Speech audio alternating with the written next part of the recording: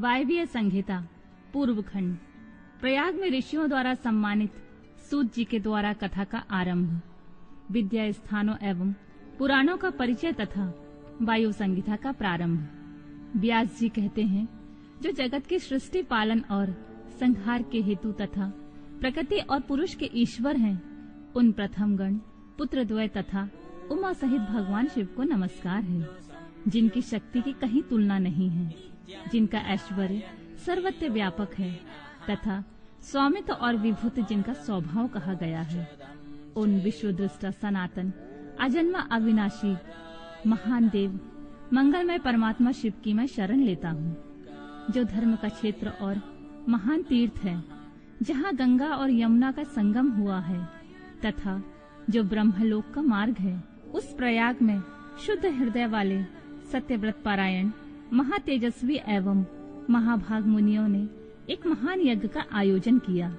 वहाँ कर्म करने वाले उन महात्माओं के यज्ञ का समाचार सुनकर निपुण कथावाचक, त्रिलोकवेत्ता, उत्तम नीति के ज्ञाता तथा कांतदर्शी विद्वान पौराणिक शिरोमणि सूत जी वहाँ उस स्थान पर आए। सूत जी को आते देख मुनियों के मन में प्रसन्नता हुई। उन्होंने उनके सांत्वनापूर्ण मधुर बातें कहकर उनकी यथायोग्य पूजा की। मुनियों द्वारा की हुई उस पूजा को ग्रहण करके सूत जी ने उनकी प्रेरणा से अपने लिए बताए गए उपयुक्त आसन को स्वीकार किया। उस समय महर्षियों ने अनुकूल वचनों द्वारा उनका सत्कार करते हुए उन्हें अत्यंत अभिमुख करके यह बात कही। ऋषि बोले, शिव भक्त शिरोमणि, महाबुद्धिमान महाभाग, आप सर्वज्ञ हैं और हमारे महान सौभाग्य से यहाँ पधारे हैं। तीनों लोकों में ऐसी कोई बात नहीं है जो आपको विदित ना हो। आप भाग्यवश हमें दर्शन देने के लिए स्वयं यहाँ आ गए हैं, अतः अब हमारा कोई कल्याण किए बिना आपको यहाँ से व्यर्थ नहीं जाना चाहिए। इसलिए आप हमें शीघ्र ही वह पवित्र पुराण सुनाएं, जो अत्यंत श्रवणीय, उत्तम कथा और ज्ञान से युक्त और वेदांत से सार सर्वज्ञ और संपन्न हो। वेदवादी मुनि ने जब इस प्रकार की प्रार्थना की, तब सूत जी ने मधुर न्याय युक्त एवं शुभ वचनों से उन्हें इस प्रकार उत्तर दिया। सूत जी ने कहा, महर्षियों, आपने मेरा सत्कार किया और मुझ पर कृपा की है। ऐसी दशा में आपसे प्रेरित होकर मैं आपके समक्ष महर्षियों द्वारा सम्मानित पुराण का भली भांति प्रवचन क्यों नहीं करूँगा। अब मैं महादेव जी, देवी पार्वती, कुमार स्कंदन, गणेश जी, नंदी तथा सत्यवती कुमार साक्षात भगवान व्यास जी को प्रणाम करके उस परम पवित्र वेद तुल्य पुराण की कथा कहूँगा, जो शिव तत्व के ज्ञान का सागर है और भोग एवं मोक्ष रूपी फल देने वाला साक्षात साधन है। विद्या के संपूर्ण स्थानों का, पुराणों की संख्या का और उनकी उत्पत्ति का विवरण दे रहा हूँ। आप लोग मुझसे इस विषय को ध्यान पूर्वक सुने। 6 वेदांग, 4 वेद, मीमांसा, विस्तृत न्याय शास्त्र, पुराण और धर्मशास्त्र, ये 14 विद्याएं हैं। इनके साथ आयुर्वेद, धनुर्वेद, गंधर्व वेद और उत्तम अर्थशास्त्र को भी गिन लिया जाए तो ये विद्याएं 18 हो जाती हैं। इन 18 विद्याओं के मार्ग एक दूसरे से भिन्न हैं तथा सबके निर्माता त्रिकालदर्शी विद्वान साक्षात भगवान शूलपाणी शिव हैं, ऐसा श्रुति का कथन है। संपूर्ण जगत के स्वामी उन भगवान शिव को जब समस्त संसार की सृष्टि करने की इच्छा हुई, तब उन्होंने सबसे पहले अपने सनातन पुत्र साक्षात ब्रह्मा जी को उत्पन्न किया और उन प्रथम पुत्र विश्वयोनि ब्रह्मा को परमेश्वर शिव ने जगत की सृष्टि का ज्ञान प्राप्त करने के लिए पहले से सब विद्याएं दी। उसके बाद उन्होंने पालन करने के लिए भगवान श्री हरि को नियुक्त किया और उन्हें जगत की रक्षा के लिए शक्ति प्रदान की। वे भगवान विष्णु ब्रह्मा जी के भी पालक हैं।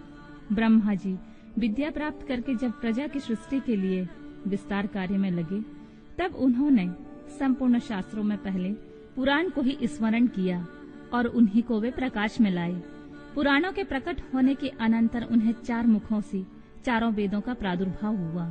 फिर उन्हीं के मुख से संपूर्ण शास्त्रों की प्रवृत्ति हुई।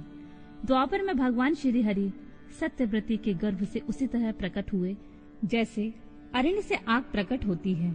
उस समय उनका नाम श्री कृष्ण द्वैपायन हुआ। मुनिवर श्री कृष्ण द्वैपायन ने वेदों को संक्षिप्त करके उन्हें 4 भागों में विभक्त किया। इस प्रकार 4 भागों में वेदों का विस्तार करने से वे लोक में वेद व्यास के नाम से विख्यात हुए। इस तरह उन्होंने पुराणों को संक्षिप्त करके 4 लाख श्लोकों से सीमित किया। आज भी देवलोक में पुराणों का विस्तार 100 कोटि श्लोकों में है। जो द्विज 6 अंगों और उपनिषदों सहित 4 वेदों को जानता है किंतु पुराण को नहीं जानता है, वह महान श्रेष्ठ ब्राह्मण नहीं हो सकता। इतिहास और पुराणों से वेद की व्याख्या करें। जिसका ज्ञान बहुत कम है, अर्थात जो पौराणिक ज्ञान से तुल्य है, ऐसे पुरुष से वेद यह सोचकर डरता है कि यह मुझ पर प्रहार कर बैठेगा। सर्ग प्रतिसर्ग, वंश, मनवंतर और वंशानुचरित ये पुराणों के 5 लक्षण हैं। छोटे और बड़े के भेद से 18 पुराण बताए गए हैं।